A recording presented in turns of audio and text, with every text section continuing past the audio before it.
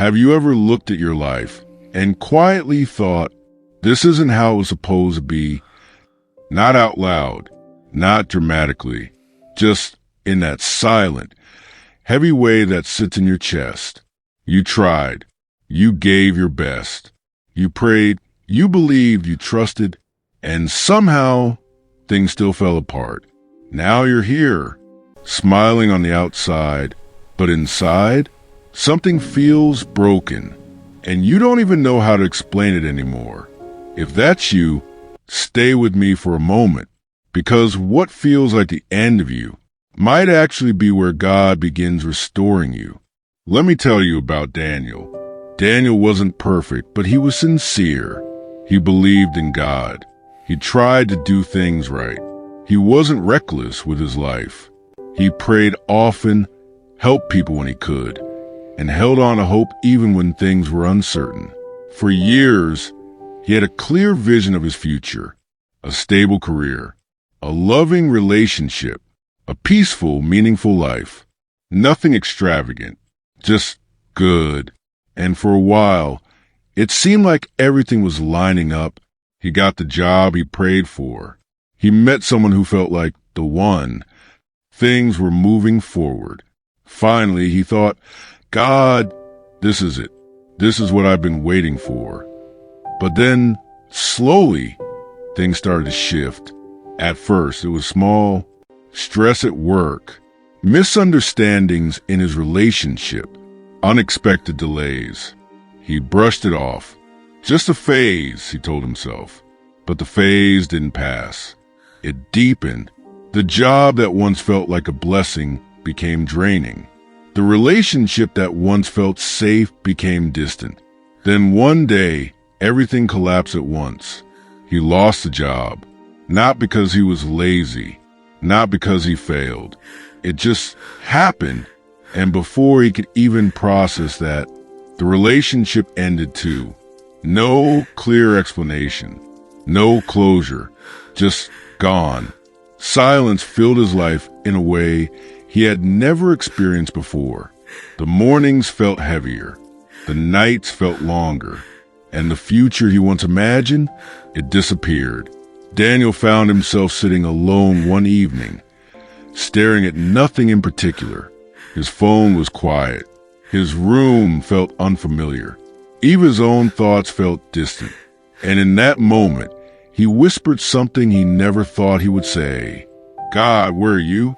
Not angrily, not loudly, just honestly, because nothing made sense anymore. He had trusted God. He had believed. So why did everything fall apart? Days turned into weeks, and something began to change inside him. Not externally, people still saw him as fine, but internally, he stopped expecting things to get better. He stopped hoping the way he used to. He still believed in God, but not the same way. It felt like there was a distance now, like he was talking, but not being heard, like he was holding on, but barely. One night, he opened his Bible, not out of routine, but out of desperation. He didn't even know what he was looking for. He just needed something, anything. His eyes fell on a verse. The Lord is close to the brokenhearted and saves those who are crushed in spirit. He paused. Read it again. Close to the brokenhearted. For the first time in weeks, something shifted. Not a dramatic change. Not instant joy. Just a quiet realization. Maybe God hadn't left. Maybe he was closer than Daniel thought. There's something important we need to understand. When life breaks us, our first instinct is to assume distance. We think, God must be far away. God must be silent. God must not care. But the truth we often miss is this. God is not distant in your brokenness. He is present in it. Throughout the Bible, we see a pattern, not of perfect lives, but of broken moments that became turning points. Joseph was betrayed by his own brothers, sold and forgotten in prison. David was hunted, rejected, and surrounded by fear. Naomi lost her family and believed her life was empty. None of them were spared from pain. But here's what connects their stories. God was working. Even when their lives looked like they were falling apart, not always visibly, not always quickly, but faithfully. And this is where many people struggle, because we expect God to protect us from pain. But sometimes He allows pain to transform us, not to harm us, not to abandon us, but to reshape something deeper. Because what looks like loss to you might actually be preparation. What feels like an ending might be God clearing space for something new. Here's the lesson most people don't realize until much later. Brokenness is not the opposite of being whole. It is often the path to it. Let that settle in. We think being whole means having everything together, a stable life, clear direction, no pain. But real wholeness, it comes when your identity is no longer tied to things that can be taken away. Daniel had unknowingly built parts of his identity on his job, his relationship, his plans. So when those things disappeared, it felt like he disappeared too. But God wasn't removing those things to hurt him. He was removing what Daniel depended on so he could discover who he truly was without them. Because here's the truth. If your peace depends on things going right, your peace will always be fragile. If your identity depends on people staying, your identity will always feel unstable. But when your foundation is God, even when things fall apart, you don't completely fall with them. And this is where restoration begins. Not when everything is fixed externally, but when something shifts internally. When you begin to realize, I may be hurting, but I'm still held. I may feel lost, but I'm not abandoned. I may be broken, but I'm not destroyed. God doesn't ignore your pain. He uses it, not in a cruel way, but in a redemptive way. He takes what was meant to break you and slowly, carefully turns it into something that strengthens you. If you're in a broken place right now, I want to speak to you, not as someone above you, but as someone sitting with you. You don't have to pretend here. You don't have to hide the confusion, the disappointment, the questions.